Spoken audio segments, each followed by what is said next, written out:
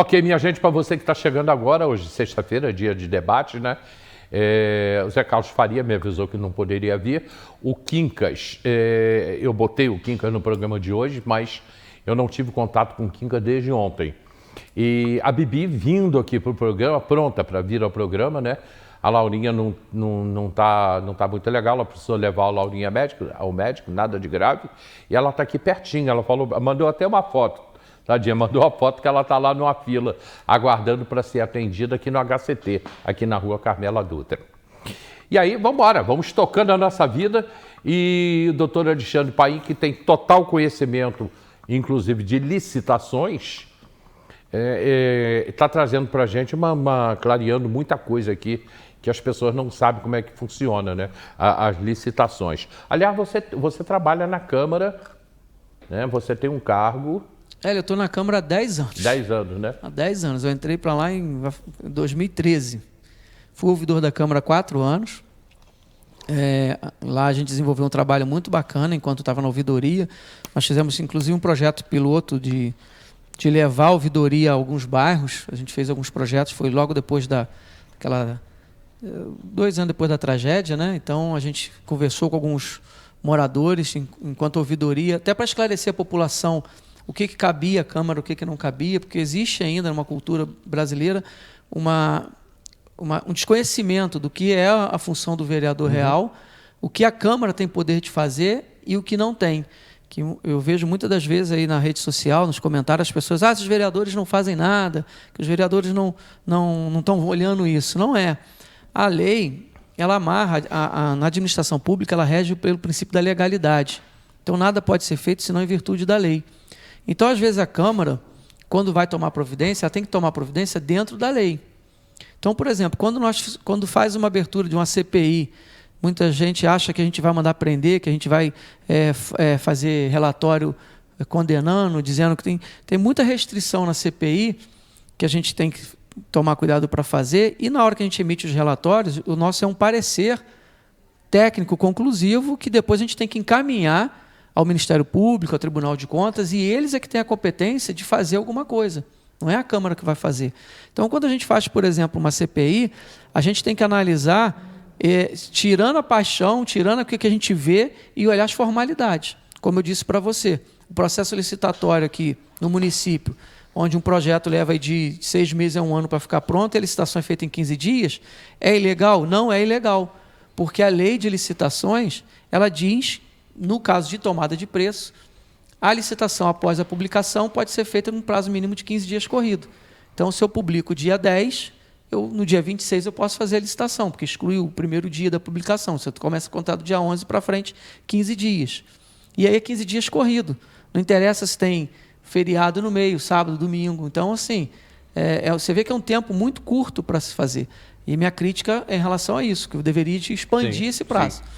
Então, a gente tem algumas limitações.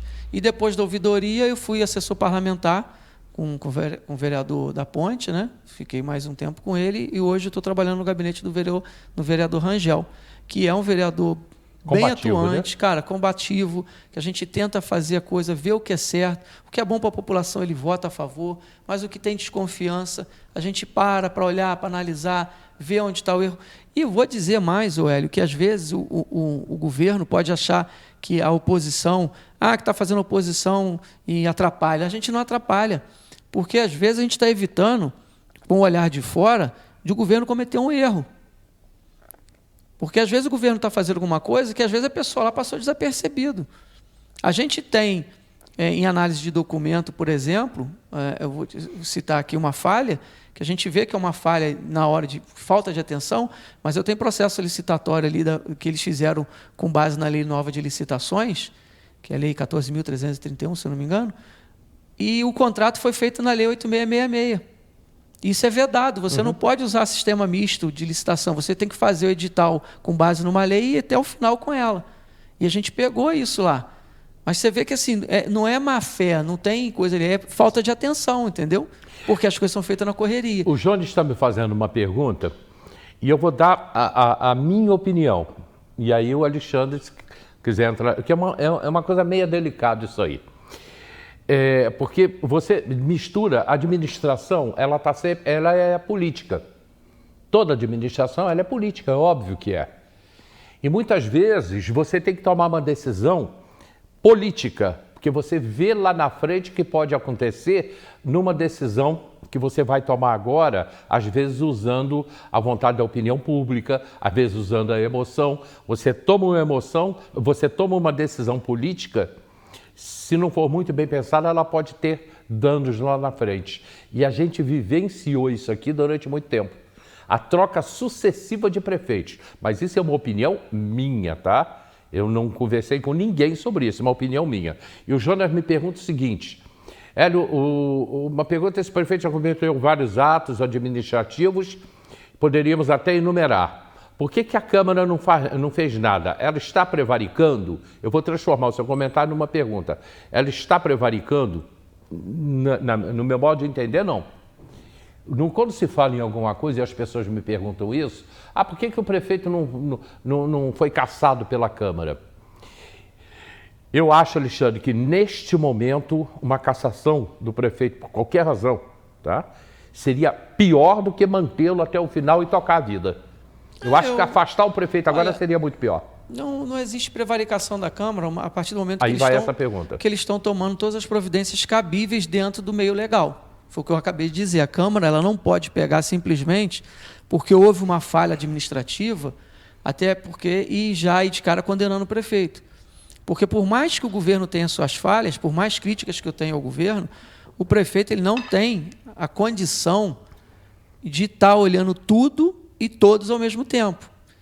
E às vezes você delega responsabilidades e aquela pessoa na qual você confiou e delegou, aquela pessoa pode em algum momento falhar. E aí você tem a condição, dentro da legalidade, de você corrigir aqueles erros. Cabe à Câmara o quê? Fiscalizar e cobrar. E aí o prefeito tem que tomar as posições dele, tem que tomar as atitudes que têm que ser feitas para sanar aquela falha, aquele vício. Mas não vejo hoje ainda condições ou algum fato grave a ponto de provocar uma cassação. A gente tem que lembrar que a gente tem que garantir democraticamente o direito do voto do cidadão. O Vinícius teve aí cerca de 45 mil votos, são 45 mil eleitores que foram à urna e deram essa condição para ele de prefeito. Por mais que hoje tenha uma insatisfação, eu não vislumbro nenhum fato grave a ponto de provocar isso. O processo desse levaria quanto tempo? A cassação tu consegue fazer em 30 a 60 dias, fácil. Tá, então vamos lá. 30 a 60, vamos botar 60 dias, arredondar, 60 dias. Aí, assume quem? Assumiria o vice? E se o vice não quiser ou não puder, assume o presidente da Câmara? Todo esse processo ele é desgastante e a cidade paralisa. Não, eu acho que assim, nós estamos há pouco mais de um ano de uma nova eleição.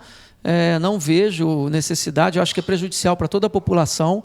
Né? A gente sabe que tem a briga política, a gente sabe que ano que vem começa a guerra política, mas o prefeito Vinícius também não é candidato à reeleição, até porque ele não pode, porque já foi prefeito reeleito. Né? Quero lembrar que ele assumiu na suplementar e foi reeleito na eleição de 2020, então ele não pode ser. Então, assim, eu não vejo por que trazer esse. A gente já passou por tanta coisa, né, Hélio? De prefeito, 5 anos, 7 prefeitos. Um monte de prefeitos aí, só atrasou o município. E a cidade trava, né? Porque aí muda todo o secretariado, aí até que o novo prefeito assuma. No caso de uma cassação do Vinícius, por exemplo, quem assumiria seria o vice, né, doutor Ari. Aí, se o doutor Ari não quisesse, renunciasse ao cargo, viria o presidente da Câmara, dependendo do que fosse o tribunal poderia até mandar marcar nova eleição, que é o que manda a Constituição, né? E aí teria um outro processo em cima de um outro processo eleitoral. Quero lembrar até que ocorreu isso na época do Arley. O Arley assumiu, lembra? Como presidente da Câmara assumiu, faleceu o doutor Robertão, né? Uhum. E o Arley assumiu, ia ter nova eleição, aí o Partido Verde entrou na Justiça, bloqueou aquela eleição. E o Ari teria uma dificuldade enorme para governar. Vai. Assim, eu não vejo, Hélio, acho que assim, a gente tem críticas ao governo, tem algumas coisas que precisam ser corrigidas, tem uma enormidade de falhas, alguns acertos, né, que nem só de erro também vive esse governo, teve alguns acertos, mas a gente aponta aí os maiores. Acho que o maior prejuízo que nós temos hoje é na educação e na saúde. Nós temos grandes problemas também na saúde, algumas dívidas acumuladas. Então, assim, mas não justifica você dispor de um prefeito de um cargo. Entendeu? Acho que isso tem que ser grave. Eu também entendo assim. Porque por mais que tenha toda essa confusão aí administrativa, você não tem aí, pelo menos que eu conheça, né, até hoje, nenhum ato de corrupção. Não tem nada. Você não tem aí uma questão de dizer, olha, houve desvio de verba, porque isso é um fato grave para se casar uma cassação.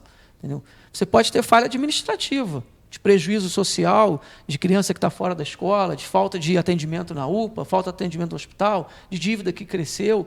Isso aí são problemas administrativos que qualquer um que está lá pode passar por isso. E também tem uma coisa que, no caso do Ari, né, a especialidade dele como médico é uma coisa muito complexa. Ele é um dos poucos médicos e ele é cirurgião. Eu sei porque eu passei por ele com um caso meu de família, né? E o Ari, ele pode ser chamado a qualquer momento. Tem um acidente, a pessoa se precisa de um atendimento médico e só tem o Ari na área dele. Se você parar para pensar em todo o governo do Vinícius do Ari, desses 5 anos aí de mandato, você pouco vê o Ari participando da administração. Eu ia falar isso. O Ari não... Até para esclarecer para a população, o vice-prefeito, ele não tem cargo, né? Não existe. O vice-prefeito está ali como um nome a ser substituído na falta do prefeito. Então, o prefeito, por algum momento, ficou ausente, que nem ocorreu aí que algumas pessoas citaram, do prefeito sair do país, ficar uma licença médica, ou até uma questão de uma renúncia, o vice-prefeito está ali para fazer a substituição legal dele. Mas, enquanto vice-prefeito, ele não tem autonomia, ele não tem cargo, a não ser quando assume um cargo de secretaria. Aí ele que não é o caso. Que não é o caso. Aí ele estaria atribuído àquela secretaria. Porque o caso do Ari, por exemplo, ele pode estar numa reunião na prefeitura, ele como prefeito numa reunião, tem um acidente e precisa de urgência de que ele vá lá, o cara quebrou a coluna, por exemplo, né, afetou a medula. Ele vai ter que sair correndo, ele não pode esperar. Não tem como, né? Eu vou te falar. É complicada a situação dele. Doutor Ari, eu tive a oportunidade de conhecê-lo na eleição que o Aécio foi candidato a presidente. E o doutor Ari ficava lá com a gente colocando adesivo nos carros. Foi a oportunidade que eu tive o maior contato com ele ali. Um excelente médico, uma boa pessoa, bom de coração.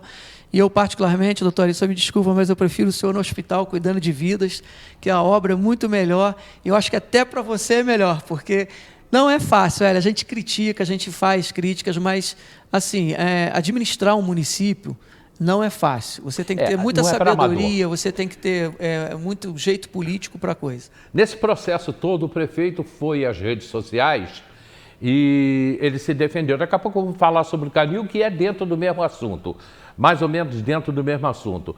Mas aí ele recebeu algumas acusações e ele foi para as redes sociais, ele se defendeu. Mas antes, eu quero ouvir uma fala do presidente da Câmara, aí é o presidente da Câmara, o vereador Leonardo, né? O vereador e presidente da Câmara, Leonardo.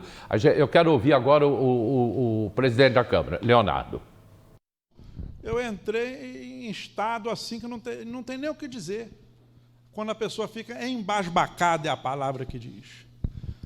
Porque eu tenho visto a luta da secretária Satiele, eu tenho, no que posso, ajudado, orientado ela lá na educação, com a minha experiência, e isso não é escondido. O que eu posso, eu tenho contribuído. E eu tenho visto ela brigando porque não consegue colocar comida a tempo e a hora. Eu tenho visto ela brigando porque faltava gás, esses dias atrás, escolas sem gás. Eu vi lá resmas, não falo 1 ou 2 não, é resma mesmo de ofício de diretores pedindo material de limpeza, material de escritório, material de papelaria, kits escolares para as crianças terem caderno, lápis, borracha, mochila, e nada disso acontece. Aí, no momento em que a secretária estava de licença, porque fez uma cirurgia odontológica esses dias, ao arrepio da vontade deles, eles vão lá e publicam uma compra de 4 milhões de reais de brinquedo. Claro, educação não é cara, cara é a nossa ignorância. A ignorância deles, crápulas, bandidos e sem caráter. Porque pagar 25 mil reais num balanço, isso não é razoável. Esses dias eu defendi uma adesão, foi feita uma adesão para a Prova Brasil do Saeb, pagaram lá 1.800.000 para dar livro para as crianças todas, para eles tirarem boa nota no IDEB, que isso traz dinheiro para o município. Eu fui a favor, fui lá, questionei, mas fui entendido. Agora a secretária me disse que nem sabia o porquê que publicaram, ou seja, estão usando até o nome de uma pessoa que estava de atestado médico. Semana passada foi da mesma maneira. É a sanha de lançar a mão no dinheiro público, não tem outra explicação. Amanhã vão revogar. Ou até hoje vão revogar. É aquela história, Maurício, lá do tempo da escola. Pagou, passou. Ou então, se colar, colou. Como não colou, revogou. Se não colasse, ia embora. Mas eu quero deixar claro, como educador, como professor, como presidente da Câmara, que eu não tenho compromisso com o erro. E o governo é indecente, imoral, corrupto e criminoso. E eu vou provar que é. Como lá atrás eu disse, secretário de saúde põe a bandeira e vai embora, e foram. E agora eu estou dizendo de novo, e vou provar. Eu encerro por aqui, depois eu trago documentos provando a quadrilha que está instalada em Teresópolis. Lembrando a você que o Leonardo vai estar segunda-feira aqui no programa, hein? Professor Leonardo, presidente da Câmara de Vereadores. A gente acabou de ouvir a fala dele, Alexandre. Fala pesado. É uma fala forte, né, o Hélio, vindo principalmente do presidente da Câmara.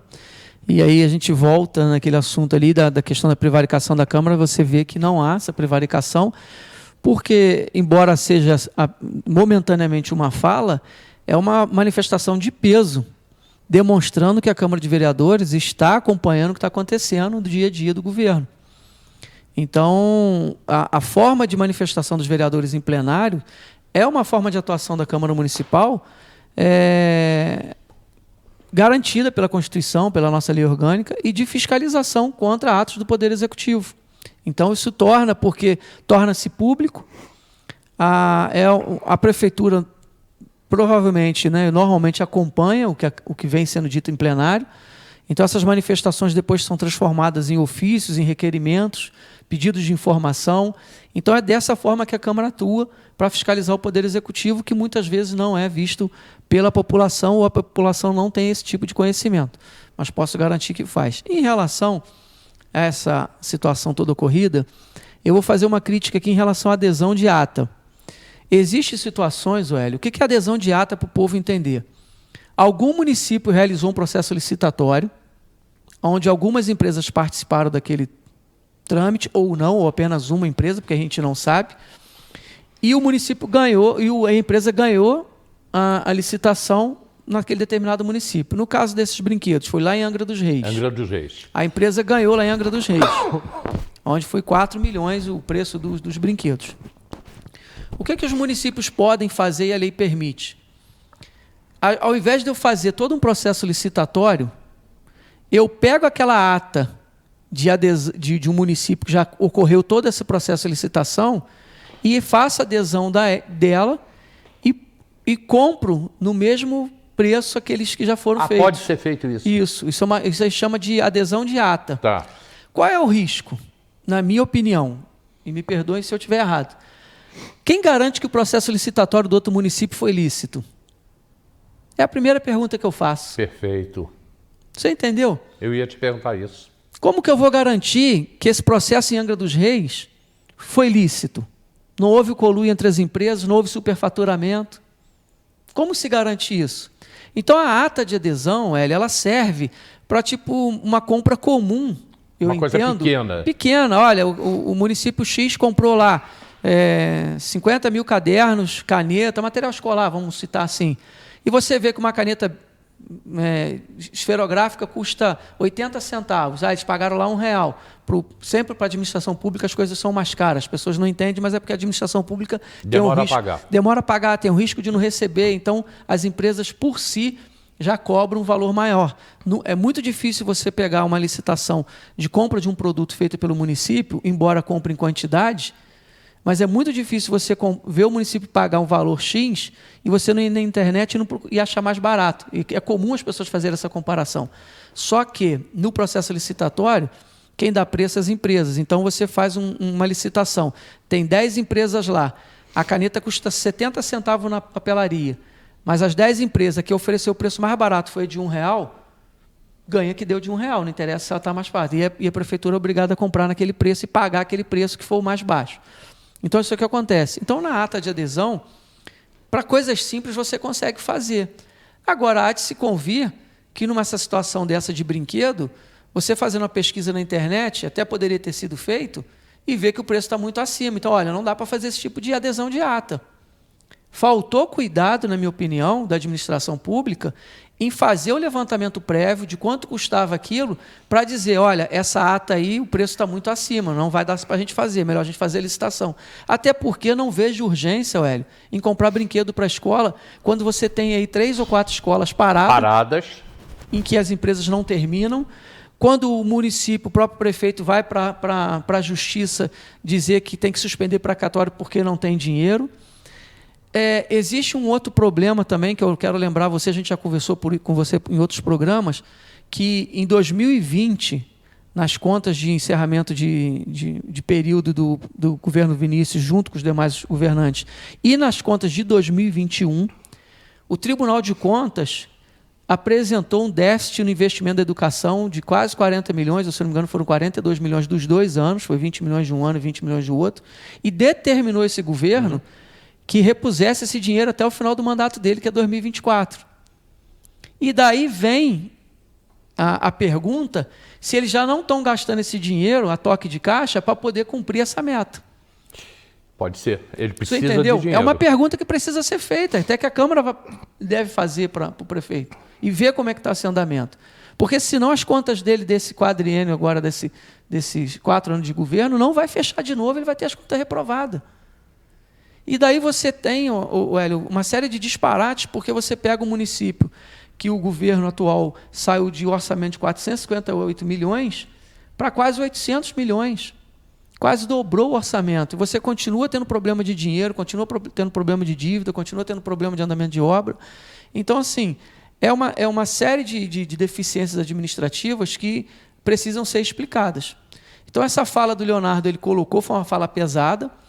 Ele diz que vai apresentar provas do que ele está falando. Certamente tem alguns pedidos de informação em mãos, alguns documentos que ele vai apresentar, que eu, sinceramente, desconheço, mas eu entendo que a ata, essa adesão de ata ali, uma das maiores falhas possíveis de se ocorrer é que você não tem garantido que o processo licitatório no município a qual ela ocorreu, ele foi lícito. Perfeito. E é um risco para o município. Eu tenho uma fala do prefeito também, que a gente já vai botar, mas antes deixa eu passar aqui pelo Facebook. O Danilo Corrêa botou, quero saber dos 12 quilômetros de asfalto contratado, que até agora nada. O Danilo, eu não sei que asfalto é esse, né? Porque o que tinha era uma promessa de 100 quilômetros do governador, que acabou não acontecendo, né? Isso não aconteceu. Desses 12 quilômetros, realmente eu não sei o que foi contratado. Maria Felício, ela botou, chegou à realidade quântica. Não é mais possível o sistema financeiro enganar as pessoas. Bom dia, pessoal de Teresópolis. Ela mora no Rio de Janeiro. Logicamente, o prefeito de Teresópolis tem direito a se pronunciar, porque o sistema político brasileiro está corrompido e não é segredo para ninguém. Os políticos querem culpar os outros inocentes que caíram em enganos e foram usados pelo sistema. E falando em brinquedos, pergunta a rainha dos baixinhos o que a agenda Globolixo tem a ver com os presentes. Aí eu não entendi.